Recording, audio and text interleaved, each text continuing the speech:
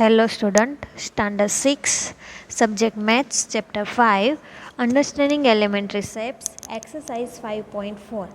Question 1 है what is the measure of right angle और second है a straight angle. आपको पता ही होगा जो राइट एंगल है उसका मेज़र कितना है 90 है और स्ट्रेट एंगल का कितना है 180 है. सो हम कैसे लिखेंगे मैं फर्स्ट में बता रही हूँ. measure of a right angle is 90 degree. Okay. और सेकंड में क्या लिखोगे आप measure of a straight angle is 180. Okay. उसके बाद है द सेकंड क्वेश्चन है से ट्रू और फॉल्स. फर्स्ट है the measure of an acute angle less than 90. Acute angle है वो 90 से कम है तो यस ये स्टेटमेंट है वो ट्रू है. The measure of an obtuse angle less than 90. Obtuse angle तो 90 से कम नहीं है, एक्यूट एंगल ही 90 से कम है तो ये आएगा false. Okay. Because the measure of an obtuse angle is more than 90. Okay. Then the measure of reflex angle greater than 180 तो ये ट्रू है. रिफ्लेक्स एंगल है वो 180 से तो ज़्यादा है. The measure of one complete revolution is equal to 360. मतलब 1/4 करे तो 90 होता है तो वैसे 4 राउंड करें तो मल्टीप्लाई 4 करो तो 360 डिग्री होगा. मतलब 4 right angle is equal to 1 revolution होता है. ठीक है. तो ये आएगा ट्रू. ओके. क्योंकि 1 complete revolution is going through 4 right angle which is 360. If measure angle A is equal to 50 degree and measure angle B is equal to 35 तो ए का बड़ा है या बी का? ए का बड़ा है ओब्वियसली तो ये आएगा true. Measure A greater than measure B so ये आएगा ट्रू. उसके बाद है write down the measure of some acute angle some obtuse angle. हमें यहाँ पे एंगल्स लिखने हैं उसके मेज़र लिखने हैं. कोई भी आप लिख सकते हो. एक्यूट एंगल्स में क्या आएगा 90 से कम आएगा. वैसे चलो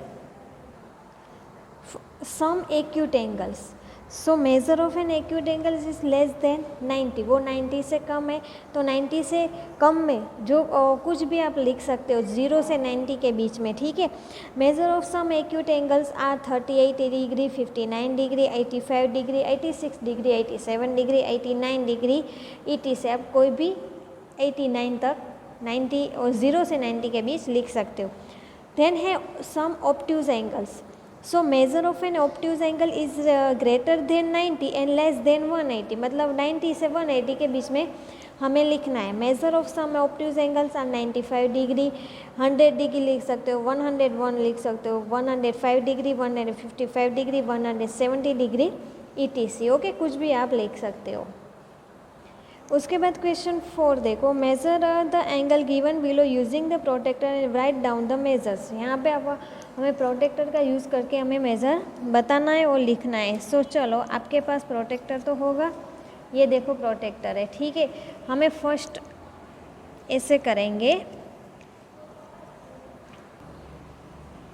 देखो यहाँ पे एग्जैक्ट रखा हमने और कहाँ जाता है 40 और 50 के बीच में एग्जैक्ट रखना. और यहाँ पे देखो होता है 45 होता है तो ये कितना आएगा 45. सो आप क्या लिखोगे मैं बता देती हूँ. सभी में वैसे ही लिखना है. Measure of the given angle is 45 degree. Okay. A का हो गया. देन बी का चलो ऐसे रखा हमने. एग्जैक्टली कितना आता है 120 तो ये आएगा 120. क्या लिखोगे measure of the given angle is 120 degree. उसके बाद ये देख के पता चल जाएगा या नहीं चलेगा एकदम इजी सबसे 90 का, ठीक है। तो ये आएगा 90 मतलब राइट एंगल। तो इसमें क्या लिखोगे, the measure of the given angle is 90 degree, okay. उसके बाद ये देखो इनमें टोटल 3 एंगल है, तो फर्स्ट हम ये कितने का है, 60 का है, ये 60 का है। उसके बाद ये देखो ये है पूरा 90 का, देखो यहाँ पे लाइन जा रही है, ये है 90 का। अब ये कितना है, ये कितने का है, ये है 130, तो लिखो ये है 130 डिग्री, ओके। सो तीनों हो गए। Measure of the given angle from left to right, मतलब लेफ्ट से राइट लिया है हमने, यहाँ पे राइट से लेफ्ट लिया है, लेफ्ट से राइट नहीं, आप यहाँ लेफ्ट से राइट भी ले सकते हो, देखो ऐसे। तो ये आया 60 का, ठीक है। जो भी आप लो, लेफ्ट से राइट लो या राइट से लेफ्ट लो। सो आप क्या लिखोगे, measure of the given angle are 60 degree, 130 degree and 90 degree, okay. उसके बाद क्वेश्चन 5 देखो, which angle has a large measure, first estimate and then major.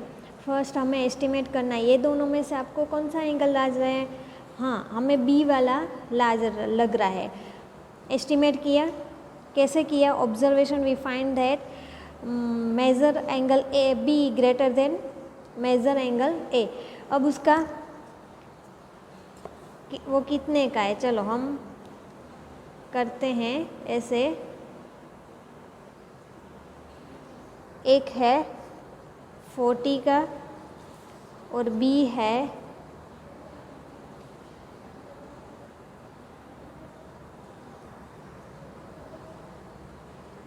65 का, ओके। सो लिखो, पहले हमने ऑब्जर्वेशन किया है, by observation we find then measure angle B greater than measure angle ए।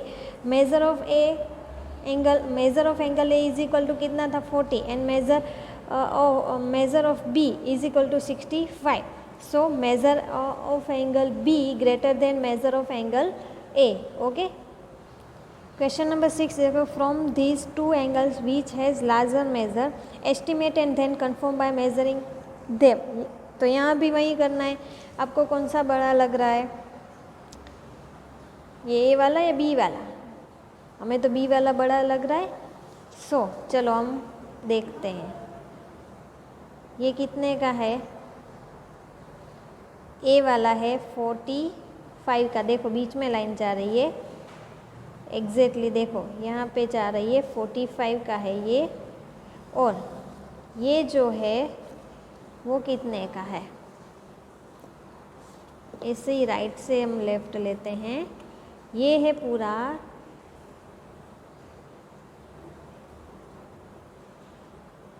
ये पूरा 60 का है, बी वाला है वो 60 का है और ए वाला है वो 45 का है। तो हमने ऑब्जर्वेशन क्या किया था कि बी वाला है वो बड़ा है, तो वही सही है। चलो लिखो, by observation we can say that measure of angle B greater than measure of angle A. Measuring the two angles, measure of B is equal to 60 degree and measure of A is equal to 45 degree. तो ये दोनों में से कौन सा बड़ा है, A B वाला, तो measure of B greater than measure of A, okay. उसके बाद क्वेश्चन 7 देखो, fill in the blanks which acute obtuse right और स्ट्रेट। ये चार आपको ऑप्शन दिए, उसमें से कौन सा आएगा वो लिखना है। A angle whose measure is less than of the right angle, less than right angle है मतलब एक्यूट एंगल, सबसे easy. An angle whose measure is greater than that of right angle is, greater than right angle मतलब obtuse angle. Less than right angle acute angle, greater than right angle है obtuse angle. An angle whose measure is sum of the measure of two right angles is, two right angles है मतलब straight angle. Two right angle मतलब क्या आएगा, straight angle two right मतलब 90 plus 90 is equal to 180 होता है, तो 180 है straight angle. When the sum of the measure of two angles is that of the right angle, then each of one of them acute angle. उसके बाद when the sum of measure of two angles is that of the straight angle and each one of them is acute, then the other should be कौन सा होगा? obtuse angle. Okay so ये समझ में आ गया. So today your homework is workbook question number 8. Thank you.